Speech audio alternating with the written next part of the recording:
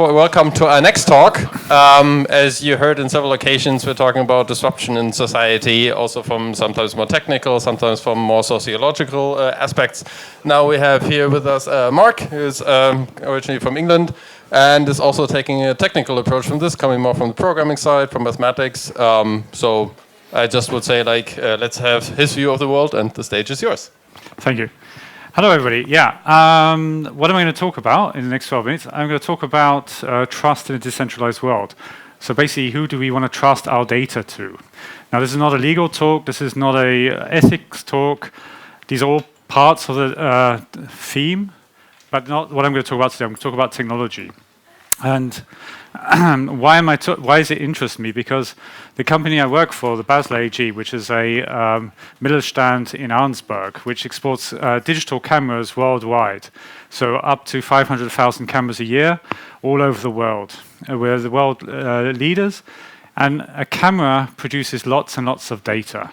I mean, if you can imagine a camera running, these cameras are for industrial inspection. They're not cameras you can buy in the shop. They're cameras for machines, cameras for robots, cameras for surveillance systems, cameras for all sorts of things which computers look at the data. And these cameras produce lots and lots of information. As you can imagine, by a camera, a 1 megapixel camera running at 30 frames a second or at 300 frames a second, that's a lot of data. You don't want to send it into the cloud, at least unless you want to spend lots and lots of money. So how do you get the data to other people, or how do you get the important bits to other people, and how do you make sure it's not being touched in between, it hasn't been tampered with? And that's what I'm going to talk about today.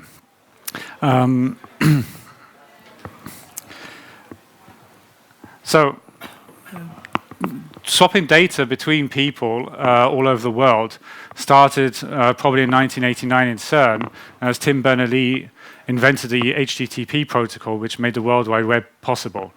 He worked at a physics research institute in Geneva, and the most important thing physicists want to do is swap information with each other worldwide, and lots of information. This is why he developed the HTTP protocol and said, okay, now we can all swap information with one another using browsers. So not only technical people, but anybody could put information on the web, and anybody else could read it.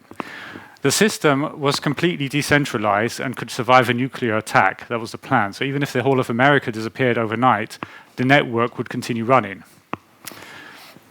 Digitalization, which is what we're talking about today and now, is in principle the same thing 1,000 times accelerated. We wanted to send more data around the world. We want to send more stuff and get it accessible to more people. But some of the structures which are in place by Tim Berners-Lee and the rest, it's just not up to it anymore. And more importantly, as that was done, there was quite a lot of one company dominates everything. I mean, IBM, everybody's heard of. IBM tried to build the world and control the world. It didn't work.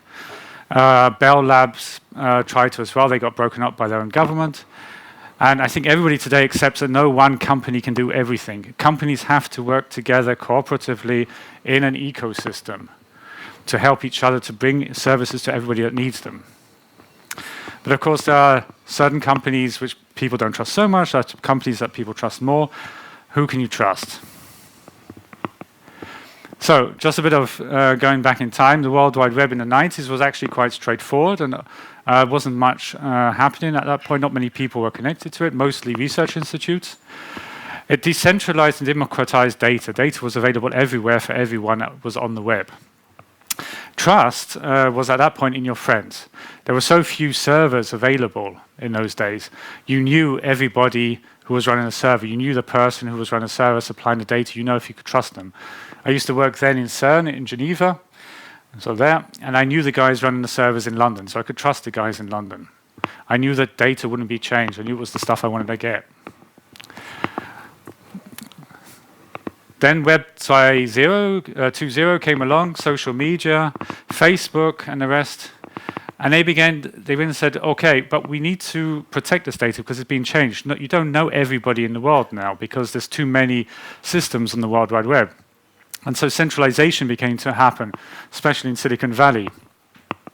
Facebook, Google, Amazon, all of them began to develop. And they said, you can trust us with your data because we have a super secure system. These systems are some of the hardest to hack in the world. I think the hardest one is actually Visa, which is also a centralized system. Visa and MasterCard have free servers worldwide, and they're completely unhackable, at least they claim. But this unhackability, this protection costs money. And this is why you pay transaction fees so high they are on Visa card. They're coming down a bit, but there's all these transaction fees because they have to pay for this. And the other important point is central point of failure. The internet was built to withstand a nuclear war, and it was still going. Facebook was taken out by a couple of script kiddies for a whole day last year. They just took out the name server, and nobody in America could get through to Facebook. Okay, you might say, what do I care about Facebook? Amazon went down for a whole day, and it cost hundreds of millions of lost turnover for the companies running on Amazon. So if you want people to go online, if you want people to digitize, you have to give them a safe basis, which is not able to put it down. You can't pull it down. You cannot take it out. So this central point of failure has to go. Then decentralization 2.0 came, bitcoins and blockchains. I'm going to talk more about the blockchain. Blockchain is the basis, the technological basis of the Bitcoin. And this was completely different. This was back to old school, Tim Berners-Lee, everything is decentralized. Everybody has a tiny bit of their database on their mobile phone, on their computer. And the trust is in the mathematics. The mathematics says you cannot change the system. And lots of people have tried, believe me, and it's not. You can't change it. You'd have to control 51% of the computers on the system in order to change it. If the system's big enough, which Bitcoin is, it cannot be changed. So the thing is safe per definition. The problem with blockchain is you can't get any data onto it. It's sealed. It's for many reasons, but it's also sealed because if you try putting data onto it, it becomes very, very big. Now, all the examples I know about the blockchain are generally very, very simple sensor data. There's some sensor data going on the blockchain. It's temperature sensors, 1 byte per minute, this kind of thing. What we have in a camera is a lot more. It's gigabytes per minute, hundreds of gigabytes per hour. That cannot all go onto the blockchain. So we need to find out somewhere to put it. We need data proxies that smart contracts on the blockchain, these are programs that run on this blockchain, decentralized system, can access the data. But we need to keep our data safe. Now, I'm not talking about data here like plans of Hamburg or anything, which has to be kept safe anyway. But our cameras, for instance, are used as courtroom evidence in trials if you go through a red light in certain countries. So if a car goes through a red light, the picture gets called up from the camera and it gets taken to trial. And the last thing you want anybody to do is change the picture before it gets before the court. So we have to keep the data safe. I quite like this plot. It shows quite clearly that the invention of the camera was a good thing because the invention of, people say you can trust your eyes. The invention of the camera allowed people to take pictures of things and say, look, it's really like this, it's not what you think it's like. So this made a great improvement to mankind, that you could take pictures of stuff and prove what was actually there. Then Photoshop came along and it changed. There were, as you all know, there's Photoshop fakes coming up all over the place, and there's people, special teams who are being used to identify these fakes. Now, just as an example, Amnesty International has a team that just tries to identify fakes because some countries trying to get other countries into trouble by producing fake human rights violations, by sending fake pictures. Photoshop is behind it quite often. Deep fakes, I'm running out of time now, is about the neural networks. The new neural network, the artificial intelligence that we've been hearing about all the time here, which is doing great things in the world, is also producing much better fakes. You can now see videos on YouTube of President Obama saying something else that somebody else said, and his lips are moving the same way as the person said. They can also change the tone of the voice from the person who actually said it to President Obama's voice, ex-President Obama, sorry. They look very, very realistic, and they are going to get better and better and better. There's millions, hundreds of millions going into improving these fakes, not because they're fakes, because they have a positive side to the training of a neural network. This is the dark side, so to say, from the positive side. So we can't stop this improvement, but we have a problem.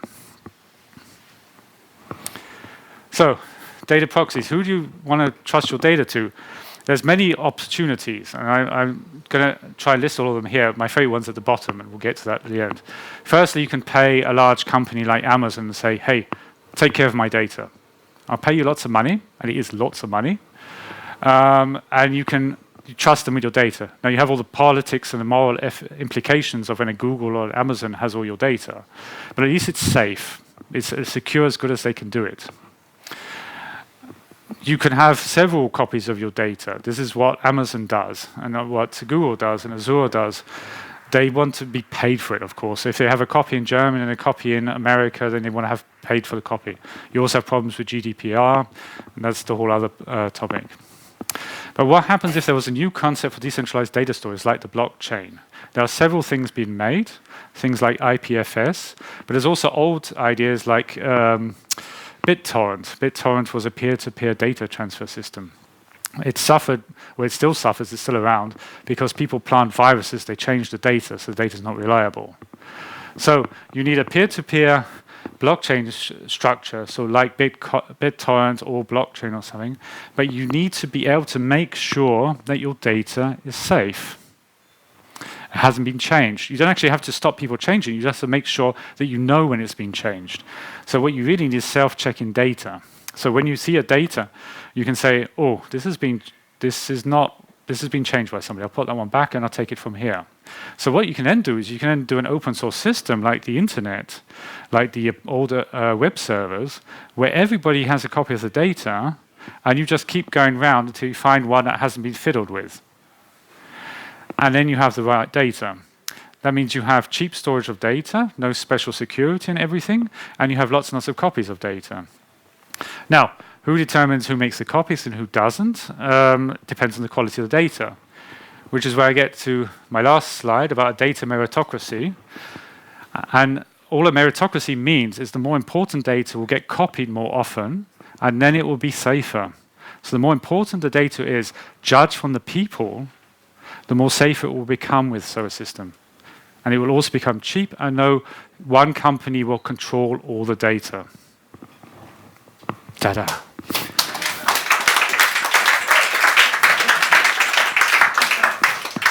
Yes, right on time. Thank you very much. So now we still have about 6 minutes of questions and then 6 minutes to switch to the next speaker. So you pick your own people who are picking up questions. So the time is running.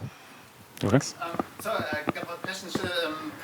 How do you prevent those data from being manipulated? So you need to go to the sensor level of the Basler camera and put some checksum on top of the data, and then the code may check whether someone photoshopped another person. Mm-hmm. I think every sensor manufacturer is responsible for producing such a system. It depends on the kind of data that you produce, of course.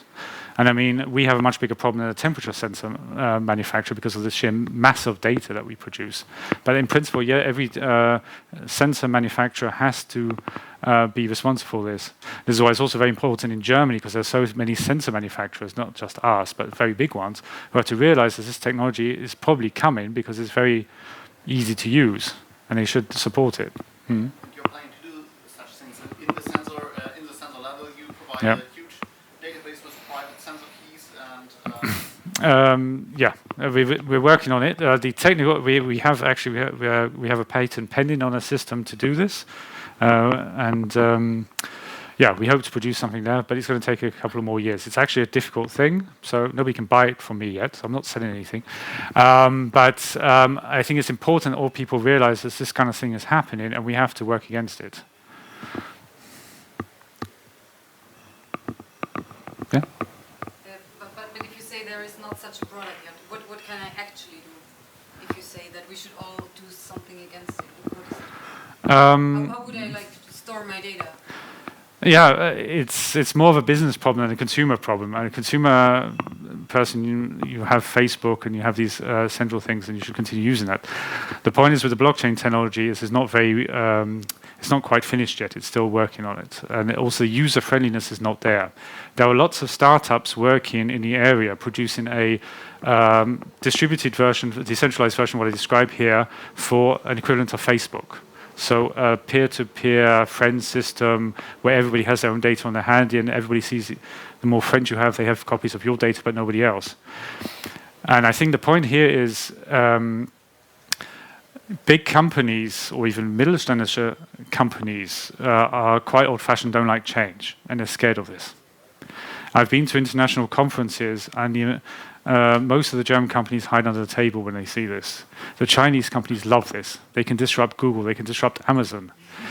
And I'm hoping by bringing this here today to encourage startups to think about what can we do here to disrupt the system. Hamburg has got lots of blockchain companies working with us. The patent we did was done with the Hamburg University. So there's lots of potential here, but we have to push it, and we have to push it through to the Mittelstand and also the larger concerns who are not really doing that much at the moment. So how much do you see some of these startups ideally coming up in this area, more or less? I know sometimes there were some ICOs in China, and like they said, like, okay, this new blockchain technology, but the company was running their own servers, so thereby controlling more than 50% of the servers. So you could not exactly trust them in that either. So how would I know how to trust a new system that comes up, and are there already any in those areas that I can confide my data in right now? You have to, that's the problem at the moment. It's very difficult. You have to do research. You have to look at it yourself.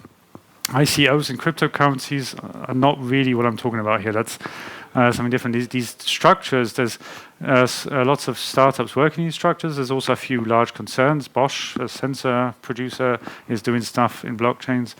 And yeah, I think it's a difficult question to answer. You just have to get into it and start doing it and pushing people to realize what the problem is. Because it's coming, and then it's going to disrupt everything. Because nobody wants to be dependent on Amazon and Google, and this is what the Chinese are doing. So there's lots of, and also the Americans, I've got to say, lots of people trying to do this. Which chain to use, which technology to use? There's several alone in Germany. I mean, the IOTA chain is based, the company is based in Berlin, and they have a very distributed, decentralized network. And it's really distributed throughout the whole world. So, I mean, there are a few easy ones where I can just say, yeah, that's distributed. But if you want to start with the technology, of course, Amazon and Google have their own blockchains, which are completely centralized in their servers. But then they're easier to use. So you could develop your idea there and then move it out to the big, real blockchain afterwards would be a possibility. But, yeah, I don't know if that answers your question, if I'm going to be honest. Yeah. Any other questions? Okay, no. Right, then we can go and drink beer now. Right? Yes, in general we can go drink a beer, but we still want to thank you also very much, and you might be drinking something else. Oh, yes, thank you. So thank you very much for your participation, for your contributions. Thank you.